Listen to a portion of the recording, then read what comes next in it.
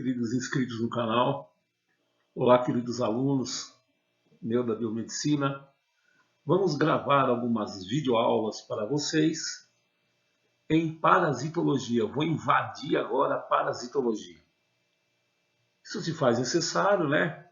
Tem que ter um resumão do que acontece, né? Do que nós podemos contar para vocês, tudo baseado na ciência, aqui no seu canal da saúde, dos principais parasitas que nós temos nos nossos intestinos.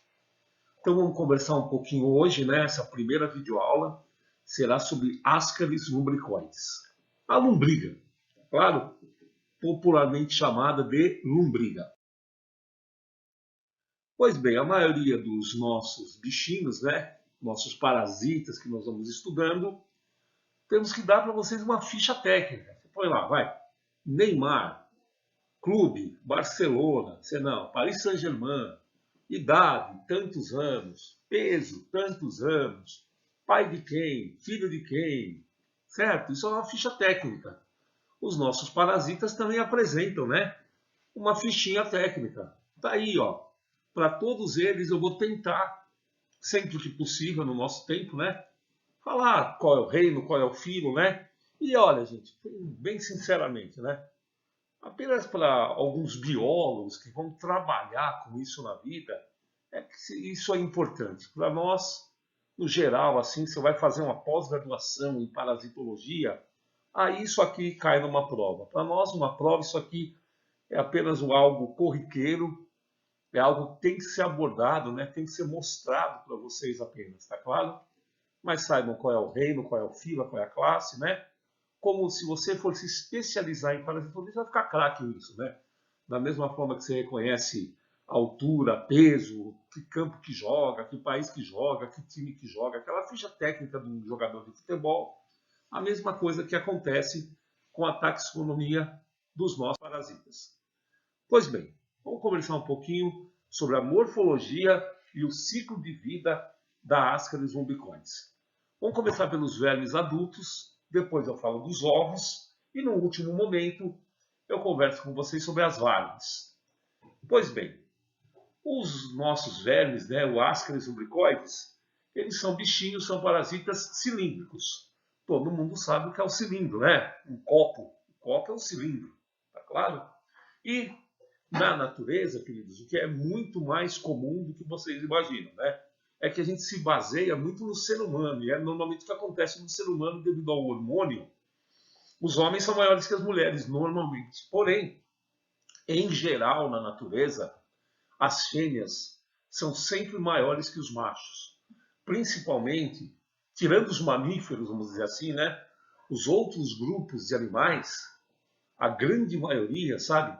Normalmente a fêmea é maior do que o macho. Principalmente de molusco para baixo, né? Vamos pegar os vertebrados no geral. Você pegar, por exemplo, inseto, você pegar crustáceo, se você pegar anelídeo, a maioria dos animais, a fêmea normalmente é maior que o macho. E eles apresentam sempre características morfológicas diferentes e muito bem definidas. Nesse caso, temos que a fêmea aqui, ó, de 30 a 40 centímetros e o macho de 20 a 30 centímetros. Porém, vejam, se eu tiver poucas ascaris no tubo digestório, elas vão chegar a ser desse tamanho aí. Se eu tiver uma infestação, uma grande quantidade de ascaris no tubo digestório, devido à competição pelo alimento, eles não vão crescer tanto quanto deveriam. Então podem atingir 10, 12 centímetros. Então, quando se elimina uma ascaris, né? E ela é pequenininha, é porque é filhote. Não, não é filhote. Né? Não tem essa história de filhote. As larvas não são eliminadas via fecal. Nós eliminamos os ovos. Então, quando a gente elimina e ela é pequenininha, é porque deve ter bastante. Tá? Lembrando a vocês também que ascaris lumbricoides tem no ser humano. Existe uma ascaris para cachorro, existe ascaris diferente para gato, para os outros tipos de animais. É outra coisa também que vocês têm que compreender na natureza. Pulga. Pulga de cachorro não pega em gente, porque elas são pulgas de espécies diferentes. É tudo pulga, é tudo do mesmo reino, né? Mas as espécies são diferentes. Pois bem, e como que é morfologicamente? Esses parasitas, os ascaris, né, os nematóides, eles têm boca e eles têm ânus. No caso da boca, caracteriza-se muito claramente uma boca com 3 lábios, um dorsal e 2 ventrais, e nesses lábios existem papilas sensoriais, ou seja, né, tem uma certa sensibilidade. Tanto o macho quanto a fêmea, eles terminam de compridinho, eles terminam afiladinhos, né, como se fosse a ponta de um palito de dente. O macho, internamente, ele é menor, como eu já falei, né? Ele tem, como qualquer macho, tem testículo, tem canal deferente, tem canal ejaculador, e aí não é qualquer macho, né? O ser humano já não tem cloaca. E apresenta espículos. Esses espículos, eles favorecem, eles fazem com que, com maior facilidade, o macho consiga segurar a fêmea. E o final da cauda do macho, ela é enovelada, ela é enroladinha, ela é curva. Já a fêmea tem o finalzinho do corpo, a região do ânus, retilínea, como se fosse mesmo um palito de dente, só que mole, né? Não é rígido como madeira. E ele apresenta internamente ovários, ovidutos, que seriam as tubas uterinas no ser humano, né? Útero, vagina, terço, tem vulva. Então, muito semelhante já a um mamífero, né? Os órgãos, as regiões são muito semelhantes. Veja a fêmea. A fêmea mais espessa, né? O macho mais afiladinho. E olha aqui, ó, parecendo tanto a região da boca quanto a região do ânus, né? A parte do ânus aqui do macho, na extremidade inferior direita do seu slide, enroladinha, ali estariam as espículas. A fêmea ela é mais densa, ela é mais, vamos dizer, mais grossa, enquanto o macho é mais fininho do que a fêmea. E pode notar, né, talvez não dê para ver a proporção aqui nessa imagem, as fêmeas são maiores do que os machos, né? São mais finas. Aqui nós temos uma, uma imagem mais detalhada, né? A fêmea está externamente, o macho está mais para cima, veja o macho pequenininho, as espículas na região da cópula, né? Na região terminal do macho, e os órgãos internos, olha lá, na fêmea, ânus, vulva, útero. Já nos machos, o testículo, o testículo no ser humano são ovalados, né? Aqui no macho das ascaris, eles já são mais compridos, né? São mais afilados, mais fusiformes. O ovário na mulher, ser humano, também é meio arredondado, amendoadado, né? Nas meninas, né? É amêndoa. Já que no ovário da ascaris, a feminina, ó, é um ovário também afilado, comprido, né? Mais fusiformes. Também devido ao o ser humano não é cilíndrico. Eu sou meio cilindro, né? Porque eu estou gordo, né? Parecendo um quibe, né? Eu descobri que eu de lado e de frente sou praticamente do mesmo tamanho. Isso é legal de saber, né? Pois bem, agora vamos falar um pouquinho sobre a parte de produção dos ovos. E olha uma coisa, hein? Uma fêmea de ascaris, ela produz em média 200 mil ovos por dia. E ela pode sobreviver dentro de um indivíduo por um ano. Aí você pega um ano, 365 dias, multiplica pelos 200 mil ovos, oremos, né? É uma quantidade de filhote imensa. E lá dentro, né, ocorre lá a cópula, né, do macho, a fêmea, eles se encontram lá, aquele luz de vela, aquele jantar, meio assim, né? Jantar em meio às fezes, é uma coisa meio não muito agradável, né? Feche os olhos e imagine você com seu namorado, você com a sua namorada, num monte de bosta, né? Jantando. E não dá, no ser humano não rola um clima, né, para isso. Mas entre as ascaris é o que acontece, né? E aí o que acontece é que quando lá nesse ambiente fecal, os ovos, os machos encontram com as fêmeas, tem o tiruliruri, tiruriruá, e os ovos férteis, né, se tornam embrionados. então o macho consegue fecundar a fêmea. E veja, não existem uma grande quantidade de vermes em relação a ascaris, né? Ah, professor, quantos machos tem e quantas fêmeas tem? Então, como diz a avó da gente, varia. Se tiver pouco macho e muita fêmea, o que vai acontecer? Os machos não vão dar conta de fecundar todos os ovos, né? Que a fêmea, olha, gente, são 200 mil ovos, cada fêmea por dia, né? Haja atividade machística, né? Não, só um só deve conseguir pegar umas 40 fêmeas. Não, não é assim que funciona, não. Tá claro? Existe uma proporção. Quanto mais equilibrada for essa proporção, se eu tiver 10 machos e 10 fêmeas, o que vai acontecer? A quantidade de ovos que vão ser fecundados será em maior quantidade. Inclusive até tendo uma postura de ovos em grande quantidade infértil, é capaz de descobrir, né, que tem pouco macho e mais fêmea naquela região. E como é que é o ovo? O ovo tem 3 camadas. Quais são as 3 camadas? Uma interna, que é mais delgada e ela é impermeável, ou seja, uma camada de proteção.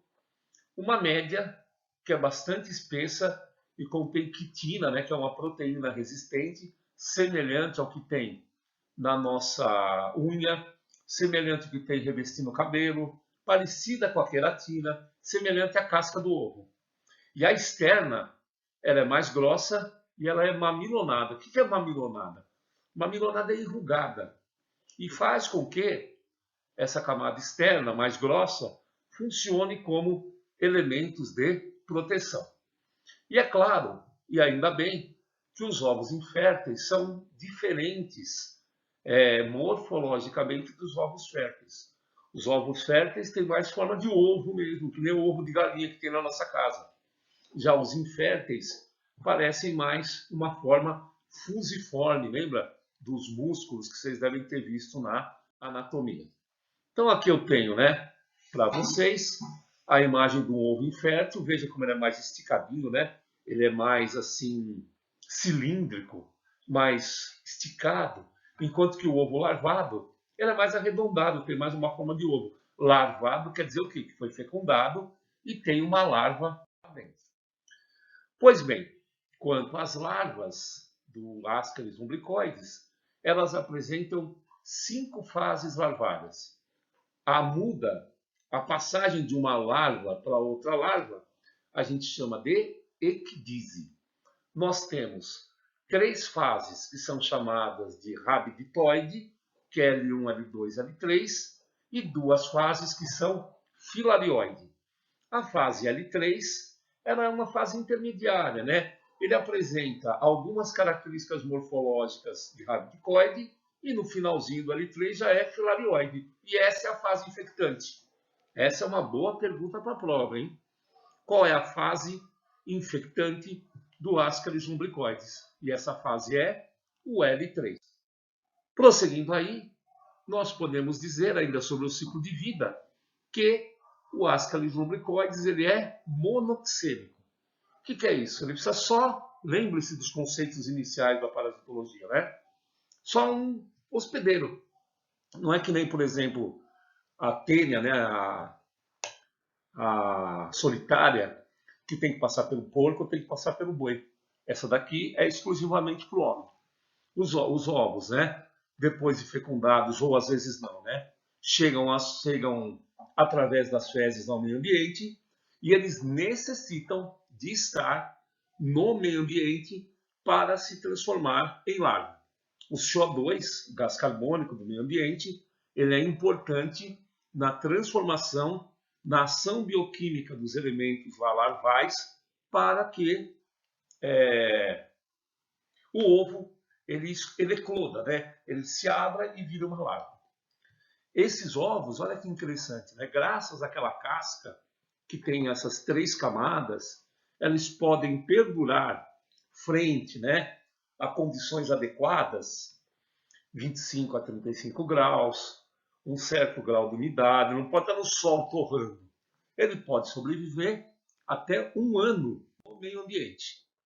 E olha aqui, no meio ambiente os ovos férteis, de 10 a 12 dias após a postura, a larva L1 está lá no interior do ovo.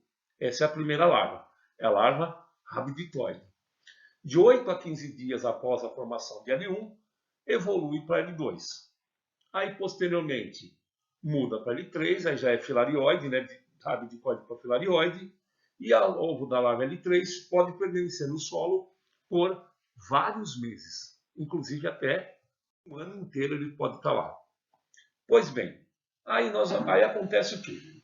Aí nós ingerimos esses ovos e estes ovos, através de determinados estímulos, como o pH do nosso estômago, como a concentração de CO2, faz com que esses ovos eclodam e liberam a larva L3.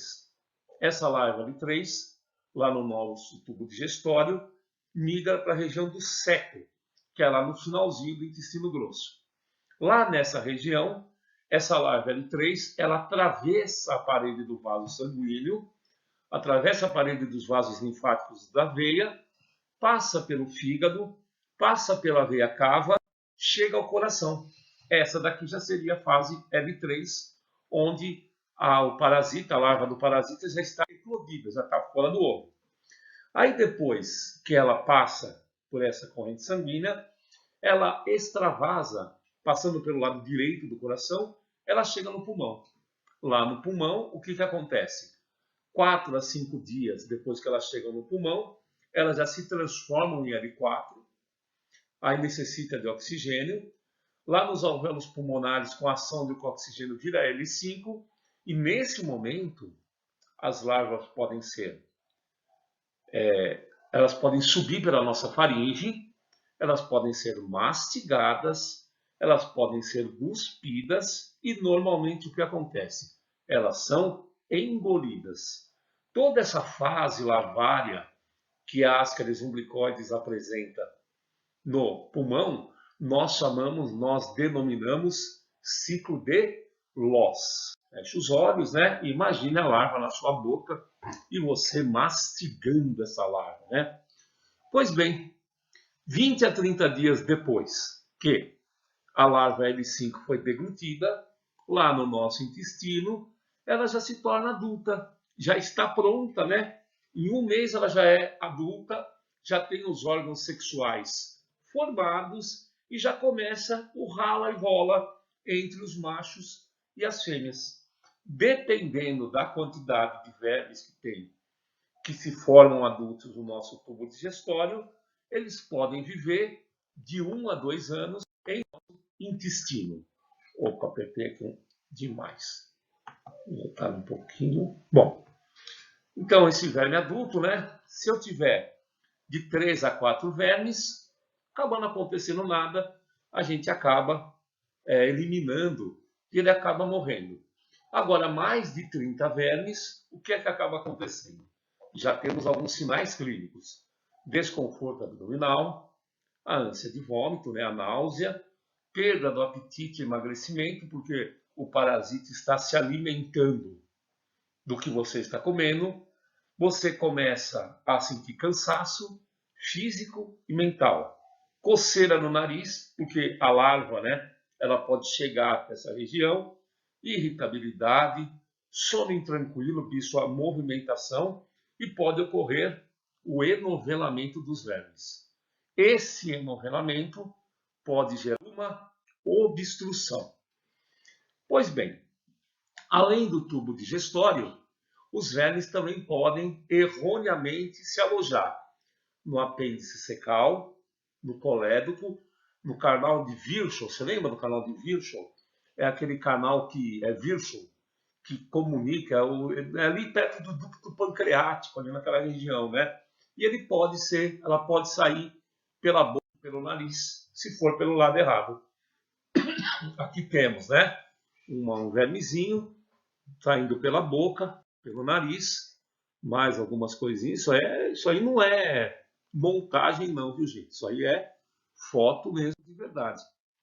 Pois bem, para diagnosticar a nossa ascaridíase, nós temos métodos parasitológicos, métodos imunológicos, o exame de imagem, mais raramente, né, mas tem que se colocar, porque a bibliografia indica, a pesquisa de larva no escapo.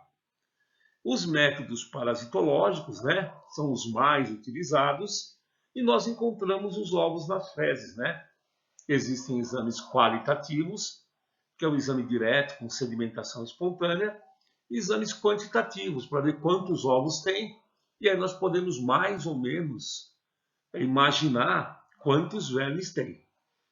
Já os métodos imunológicos têm a intradermoreação, porque nós produzimos anticorpos, né, contra esses parasitas, e eles são úteis para determinar a fase larvária ou quando a infecção só tem macho. Também dá para você ver que é útil para isso.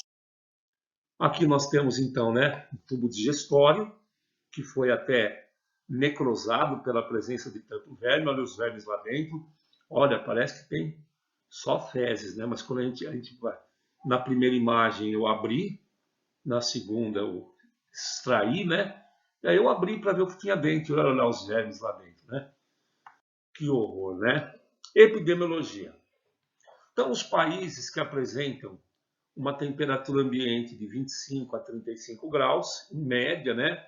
São os países tropicais, são países normalmente subdesenvolvidos, onde controle de água, limpeza de alimentos, água potável para toda a população do nosso país aqui, por exemplo, né? Metade da população do Brasil ainda não tem água encanada, né? E o animal não, o indivíduo, defeca numa fossa, a fossa contamina o manancial e os ovos vão de vento em popa, né? Vão se distribuindo. Mais comum em crianças de 1 a 10 anos, né? Porque esses ovos estão no solo. A criança põe a mão no chão, põe a mão na boca, né? Aquela fase oral. Classes econômicas mais baixas, né? E com menor cultura higiênico-sanitária, né? As pessoas normalmente têm usado. Nós que chegamos na faculdade, né? É muito importante isso, né? Sempre lembrando a vocês que nós não somos um bom exemplo estatístico, porque pouca gente no nosso país chega na faculdade. Então nós, na faculdade, a gente tem hábito. Chega da rua, lava a mão depois que foi no banheiro, lava a mão antes de comer, mas não é isso que acontece normalmente. Tá claro? O crescimento desordenado das populações também faz com que aglomerações, né? As favelas, a minha filha não gosta que chama favela, quer que chame agora comunidade. Então, essas comunidades se formam, né? Sem condições adequadas de água encanada, de esgoto. Então, nesta população, nesses indivíduos, nesses níveis socioeconômicos menos favorecidos, é que a doença galopa de vento em popa. Como tem uma grande produção de ovos, né? E eles duram muito tempo, e a falta de saneamento, tudo isso faz com que os ovos de ascaris tenham favorecidos o seu desenvolvimento. O nosso país é um país clássico disso, né? Normalmente o nosso país é úmido e se situando no inverno, onde a gente tem uma umidade do ar menor, falta de saneamento, como eu falei, metade da população brasileira não apresenta água encanada, não tem esgoto, a grande produção de ovos por cada fêmea, né? 200 mil ovos por dia, e a possibilidade desses ovos sobreviverem ao meio ambiente por um longo período. Então, tudo isso favorece. Profilaxia, bem claro, né? Bem claro. Educação sanitária, ou seja, né? Lavar as mãos antes de comer, depois que vai no banheiro, quando chegar na rua. Programas de assistência sanitária, então a construção de fossas sépticas, né? Tudo que mais água encanada, hábitos de higiene e alimentos também, porque às vezes você tem uma plantação que é irrigada por uma água que está contaminada com fezes que tem esses ovos, então os alimentos podem também um vetor. Tratamento, nós temos 4 medicamentos.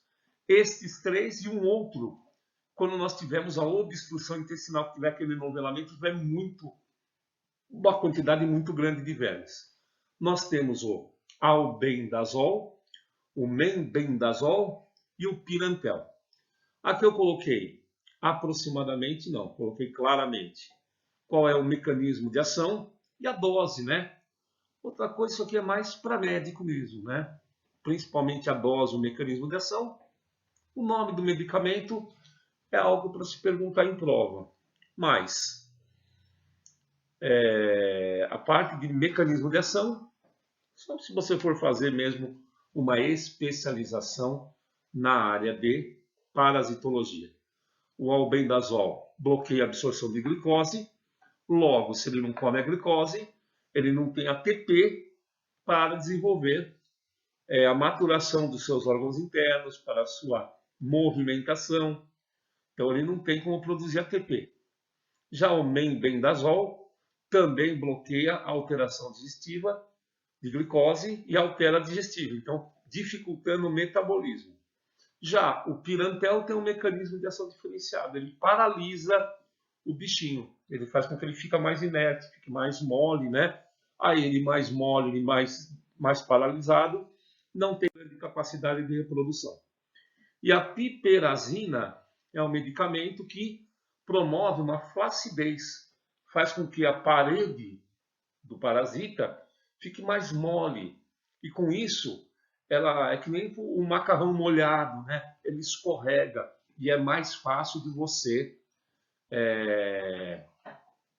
eliminar a via, junto com o laxante, né? Eliminar o parasita. Pois bem, espero que vocês tenham gostado, né?